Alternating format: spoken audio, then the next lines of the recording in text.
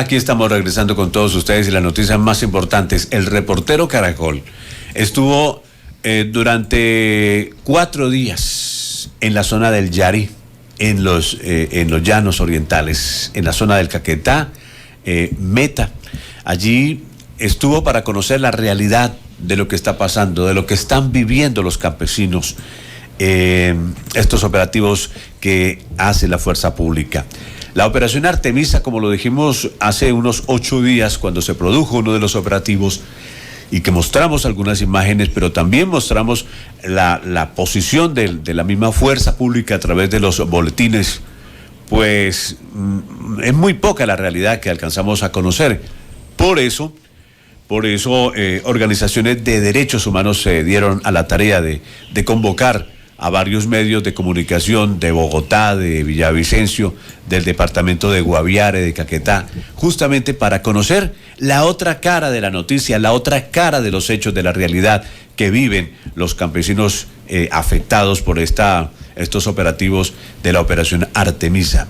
Si bien es cierto, es algo que debe cumplir la fuerza pública por disposición de una ley, pero también es cierto que hay que respetar a las personas, a los campesinos, porque no por el hecho de estar en una zona que de un momento a otro cambió la delimitación y hoy pasaron a ser zonas de protección, pues no pueden pasar también a los ciudadanos a convertirse en delincuentes, y merecen un trato como personas que son y que están cobijados por una constitución política colombiana. Por eso nos dimos en la tarea de cumplirle a la comunidad y estar presentes en esta zona de los llanos del Yari.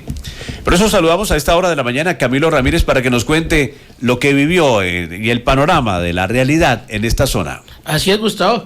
Pues estuvimos en el sector de la vereda El Triunfo, eso es jurisdicción del municipio de San Vicente del Caguán, aproximadamente a unas 5 horas de la Macarena Meta por vía terrestre, atravesando puentes de maderas, puentes colgantes donde los carros se mueven de un lado para otro. Sí.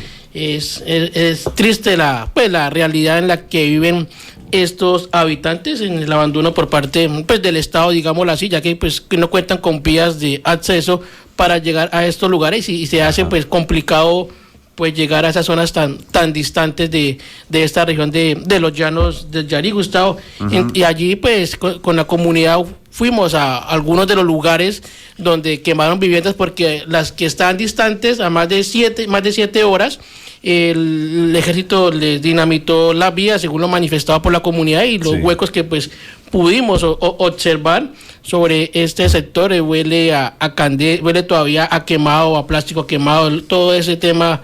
Es triste ver la realidad cuando uno llega a ese lugar y mirar la nevera, una persona quemada, su televisor, los paneles solares, las estufas, los tanques de agua, bueno, uh-huh. En fin, entonces es algo que le preocupa a uno y que como que le toca el corazón desde la parte humanitaria. Es triste como estas humildes personas sufrieron el acoso, Gustavo. ¿Qué fue lo que pasó con un gobernador indígena de la zona? Así, Gustavo, al gobernador del Cabildo Indígena NASA, Reinaldo Soto Cuellar, el ejército y la policía le quemaron su vivienda. Pero escuchemos a este gobernador para que él mismo haga esta denuncia ciudadana, esta denuncia pública. Y además veamos las imágenes. Sí, buenos días. No, para informarle, hacer conocer a la opinión pública que el 19 de septiembre del presente año llega la fuerza pública, policía judicial, policía antinarcótico, y me incineran la casa sin derecho a sacar nada de las pertenencias que teníamos al interior de la vivienda. Trataron de amarrarnos, esposarnos como que fuéramos delincuentes, donde nosotros, las personas que fuimos capturados, no permitimos que nos capturaran, porque la verdad nosotros no habíamos asesinado a nadie, ni éramos terroristas, ni mucho menos. Gobernador, ¿hace cuánto te encontrabas viviendo en esta zona de reserva? Ahorita en este febrero completamos exactamente los 5 años que estamos erradicados acá en la zona trabajando. ¿Cuál es la actividad en la que este resguardo indígena? Nosotros llegamos y tomamos posesión sobre un terreno baldío anteriormente, y la actividad de nosotros es trabajar en la agricultura, en los cultivos de pancoger, de pronto un poquito expandiéndonos un poquito en lo que es la parte de la ganadería, a pesar de que es muy mínima la situación que llevamos en eso, porque nosotros como indígenas y pobres que somos la mayoría, pues no tenemos una capacidad para tumbar un monte extenso, para poner una ganadería abierta como tal. ¿Cuáles fueron los motivos que eligió la fiscalía, el por qué los iba a capturar? Pues principalmente que por delito de deforestación y ocupación de áreas protegidas. Y al respecto, pues también nos acumulaban porte ilegal y fabricación de armas y municiones, pero no simplemente unos vistos viejos que teníamos botados por ahí que ya no estaban ni en uso. Ya estaba oxidado. Ya estaban oxidados, que ellos yo creo que les dio hasta pesar verlos recogidos y llevarlos a presentar a la fiscalía. ¿Y cuál fue el trato que ustedes recibieron al momento de ser capturados? En el primer momento de la captura, en mi casa, delante de mi mujer, mi familia y mis compañeros de trabajo que había ahí, pues la verdad no fue el mejor. La verdad hay que decirlo en cualquier parte, y eso no fue el mejor. Trataron de amarrarnos, trataron de humillarnos, como bien lo saben. Y hasta que nos llevaron a la aeronave donde fuimos abordados. De ahí para allá, para que el trato fue bueno hasta el último día que nos estuvieron en el batallón de San José del Guaviare. ¿Su vivienda fue dinamitada o solamente fue destruida manualmente o utilizaron algún tipo de explosivo? Claro, sí, la vivienda fue minada, le metieron una cantidad de explosivos donde le explotaron, quemaron todos los enseres que teníamos dentro de la vivienda, sin derecho a sacar nada de las pertenencias. ¿Tu casa era de material o era de madera? Mi casa era totalmente de material, inclusive tengo más o menos la cotización que llevaba en inversión 130 millones que me había salido la casa. Ustedes, ¿cuál es el mensaje, cuál es la invitación que usted le hace al gobierno nacional pues para que no se sigan presentando estos actos que van en contra de los pueblos indígenas, más que usted es un gobernador de esta jurisdicción y representa pues a una etnia en ese sector del Caquetá? Mi llamado sería de que debe tener en cuenta con todos los indígenas que estamos en el Caquetá, en la Amazonía, aún en Colombia, que nosotros somos los dueños de Colombia, digamos así, y más de la Amazonía. Nosotros estamos para salvaguardar el bosque, la naturaleza y todo lo que hay en su entorno. Nosotros no estamos para destruir, estamos tras de la conservación y no de la destrucción como lo manifiestan ellos. ¿Ellos entraron arbitrariamente a su territorio, a su resguardo? A mi cabildo, porque hay que diferenciar que entre resguardo y cabildo hay una diferencia. No estoy asentado como cabildo, estoy haciendo la tramitología ante la institución del gobierno nacional para que seamos hacer un resguardo legal. A propósito, tenemos el compromiso con el gobierno nacional para legalizar el territorio donde estamos, pero pues detrás de esta legalización y lo que nos atacan más con estos actos barbarios que nos están llevando a cabo en la región. Bueno, señor gobernador, muchísimas gracias por haber estado en Radio Caracol y Guaviare Estéreo. Muchísimas gracias a ustedes por tenernos en. Bueno, era el gobernador indígena del Cabildo Nasa, Reinaldo Soto Cuellar, eso es jurisdicción de San Vicente del Caguán, Gustavo Erika Vereda, El Triunfo. Sí, vale destacar también la participación de este organismo de derechos humanos. ¿Cómo se llama, Camilo? La ONG o defensora se llama DOT. Es una asociación defensora de derechos humanos del Oriente y el Oriente colombiano y centro de Colombia, Gustavo. Yo me pregunto, ¿en estos operativos participa el Ministerio Público? No, Gustavo, lo que nos comentó la comunidad fue que llegaron, les cerraron las vías de acceso y no les dejaban pasar, pero que la única persona civil que estaba era un biólogo que fue capturado por la misma comunidad. Este biólogo iba a cumplir un papel que era verificar de la especie de los árboles que había en esta zona de donde pues vivían estas personas y cuántos años hace que estaban esos árboles allí, pero no tiene ninguno. Es el único civil que estaba ahí acompañando la delegación de la policía y del ejército. No había ni Defensoría del Pueblo, ni Personería, ni ningún organismo defensor de derechos humanos. ¿Y cómo así que a los campesinos les destruyeron unas tablets que dio el mismo gobierno nacional y unas aves de corral que también hacían parte de un programa justamente del gobierno nacional? Las gallinitas de la finca. Eran un galpón aproximadamente 300 gallinas. Esto nos decía el presidente de la Junta, que es de Visión Amazónica, un proyecto que tiene ellos, Amazonía. exactamente con la comunidad unas 700 tablas pues que regaban en el sector del zona PEDET de la Macarena Caquetá, de la Universidad de la Amazonía, para estudiar el tema de cocina. Estaban estudiando estas señoras y le destruyeron las tablas, y unas dicen que se les perdió, lo manifestado por la comunidad. Camilo, nada de esto que estamos escuchando tiene algún tinte de productos ilícitos.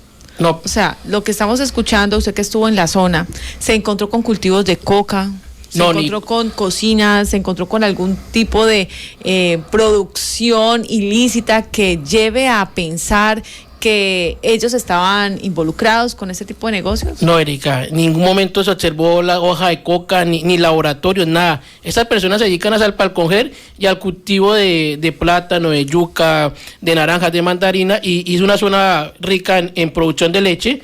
Entonces, a eso se dedica la comunidad. En la entrevista que daba el gobernador indígena, manifestaba que los delitos en los cuales estaban ellos involucrados y por los cuales estaban siendo procesados tenía que ver con ocupación ilegal de áreas protegidas, áreas que antes eran un espacio rural, un sitio rural donde ellos tenían sus fincas y vivían justamente de lo producido, del jornal, de sus plantas de plátano, donde trabajaban con sus gallinas, y de un momento a otro, como cambia el límite, ahora entonces son deforestadores y están acabando entonces con el área, entre comillas, protegida, porque nacieron en ese sector y se crearon. O sea, estamos hablando de ¿cuántos años de ocupación? Uy, este gobernador indígena tiene 45 años.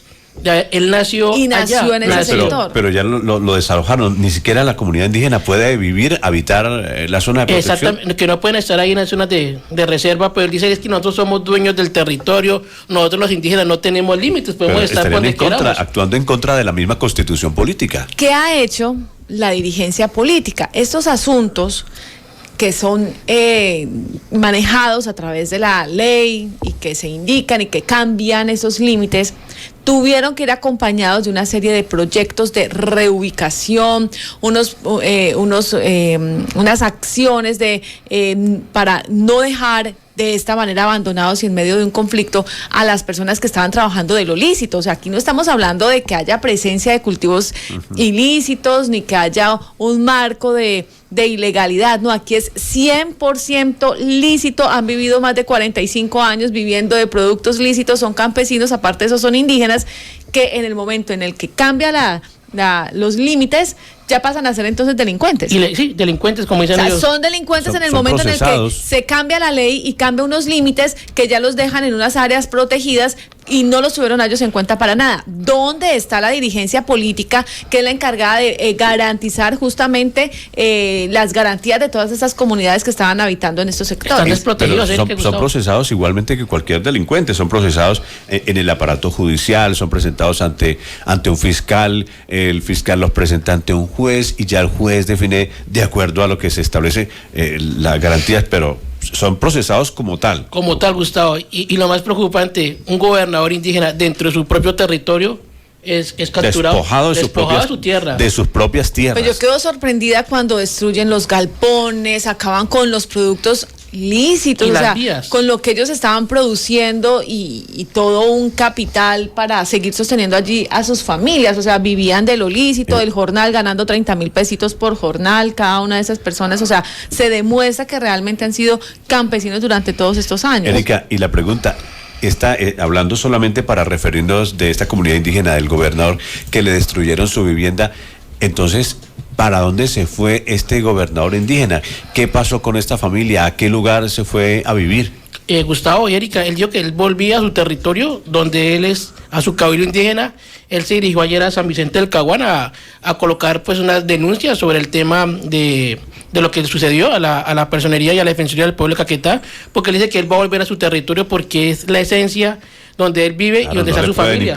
No le pueden impedir que viva en su territorio, en las comunidades indígenas. Legalmente, claro que se puede, Gustavo, porque como no hay un político, no hay nadie que esté velando realmente por los derechos de estas comunidades, entonces el ejército también recibe órdenes, entonces las órdenes es desocupen y ellos no entran en el análisis de si se puede, si no, de si esta gente está viviendo toda la vida porque del no hay Ministerio Público presente. Porque no hay nada, no hay quien vele realmente dónde están los políticos. Pero entonces aquí lo que estábamos hablando sobre la mesa, Gustavo, antes de entrar a cabina es, Oiga, silencio total, porque es que como ahí no hay millones de pesos, ni hay contrataciones multimillonarias que realmente generen una expectativa ni un interés, entonces no hay un político visible, no hay una gran cantidad de votos que pudieran manejar, entonces tampoco a nadie le interesa.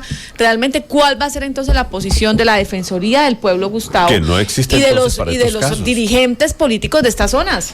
Sí, quedamos Así es. aterrados porque no vemos entonces el Ministerio Público como garantista de los derechos constitucionales que tienen las personas. Así es, Gustavo. Sí, escuchemos el testimonio o el diálogo que subimos con el Gilberto Daza Tarazona. Él fue una de las personas de derechos humanos del departamento del Meta que se dirigió a esta zona del Caquetá para que le cuente a la comunidad qué acciones van a adelantar. A donde ocurrieron los hechos y hablando con las comunidades que fueron afectadas, pues queda uno de verdaderamente concertado. Es una situación que se ve palpable de una violación de derechos humanos que se cometió allí con esas comunidades que les quemaron sus pertenencias, sus casas, sus documentos, animales. Esto de verdad, y hablando con ellos diciendo de que algunas madres les pidieron encarecidamente que le dejaran sacar la ropa al menos de sus hijos, pero ellos no le permitieron, antes amenazándolos que si no se iban inmediatamente del lugar los iban a capturar. Referente a unas tablets que les quemaron y unos elementos que les había entregado Visión Amazónica, que es un programa de restitución de tierras o deforestación, ¿qué es de cierto de eso? Pues realmente lo que las comunidades comentan sí que es un proyecto que estaban ellos en una capacitación y que estos tablets se les había dado el mismo gobierno y realmente no podemos saber si las quemaron o realmente es que se las llevaron. Entonces esto es preocupante porque realmente los campesinos denuncian de que allí dentro de sus viviendas tenían incluso dinero y antes de quemar las casas, las unidades militares entraron y requisaron las casas por todos lados y luego así les procedieron a meterles candela. Y ante las quemas de 300 gallinas de un proyecto productivo, ¿qué podemos decir? Pues yo creo que esto sí, la entidad que esté financiando este proyecto debe hacer un pronunciamiento frente a esto, porque es un proyecto que lo está financiando una entidad y que no tenía nada que ver. Además, lo que se palpa es que no estaba pegado a la casa, estaba a más de 40 metros de la casa y allí quemaron las gallinas de este proyecto de gallinas ponedoras. ¿Y los paneles solares? Y los paneles solares que también son proyectos que dan las administraciones. ¿Cuál es ese mensaje, cuál es la invitación que usted le envía al gobierno nacional y a la fuerza pública? Bueno, yo realmente al gobierno nacional le envío un mensaje que en este momento pensemos realmente con cabeza fría lo que se está haciendo, la violación de derechos humanos que se está cometiendo con los campesinos en el territorio y que lleguemos a un diálogo concertado con las comunidades realmente como lo han venido planteando y como lo hemos venido planteando como organizaciones en el territorio. ¿Están de ustedes de acuerdo con la operación Artemisa? No estoy de acuerdo. ¿Por qué no? Porque se han cometido una cantidad de violaciones de derechos humanos y realmente es muy preocupante esta operación Artemisa porque lo único que ha hecho es cometer violaciones de derechos humanos en los territorios. Bueno, señor Gilberto Daza Bejarano, muchas gracias por haber estado en Radio Caracol y Gobiar Estéreo. Gracias a ustedes, muy amable. Gilberto Tarazona Gustavo, defensor de derechos humanos del departamento del Meta. Sí, hay que hacer una aclaración. Cuando hablamos de la retención del biólogo, recordemos que esta se produjo en San José del Guaviare. ¿Se produjo que la retención? No, la liberación fue movilizado hasta San José del Guaviare. Sí, fue la milicia que se entregaba a través de la Defensoría del Pueblo, donde vino incluso el defensor nacional. Erika, pero esto es para hacer aclaración, es decir, la comunidad retuvo al biólogo exigiendo como garantía la liberación de 3 campesinos que quedaron en poder de la fuerza pública, que nada tenían que ver, que no veía por qué se los llevaban. No han cometido ningún delito. Entonces los devolvió la fuerza pública y a su vez los campesinos quienes retuvieron al biólogo entregaron el biólogo. Y es que es importante dejar claridad que esas dos noticias están relacionadas y que justamente ese actuar que algunos pues obviamente también diremos no es la manera de hacerse escuchar reteniendo absolutamente a nadie. Sin embargo, se ven sin herramientas para hacerse escuchar ante la cantidad de atropellos de los que han sido víctimas. Y si devolvieron a las personas, Gustavo, que esto no han hecho eco los medios de comunicación nacional, pues es por algo, es porque realmente sí se estaban cometiendo arbitrariedades contra ellos, porque no tenían ningún tipo de antecedentes y porque realmente no los cogieron cometiendo ningún tipo de delito. Exactamente, estaban trabajando y en sus viviendas. Si los devolvieron no fue porque se sintiera realmente presionado el Estado con estas personas, porque en muchísimas ocasiones, y tampoco se está hablando acá de un intercambio ni se está hablando de un secuestro. No, para nada. Y estamos con las comunidades campesinas, estamos con estas personas afectadas en estas condiciones y que exigimos que haya la participación efectiva del Ministerio Público como garantista de los derechos humanos de todas estas personas que por vivir en zonas distantes, pues a veces se ven en estas circunstancias. Por eso hacemos el llamado a estos organismos a que estén más presentes en trabajo de campo, que estén más con los campesinos, con la comunidad, mirando que se respete la dignidad y los derechos humanos de estas personas.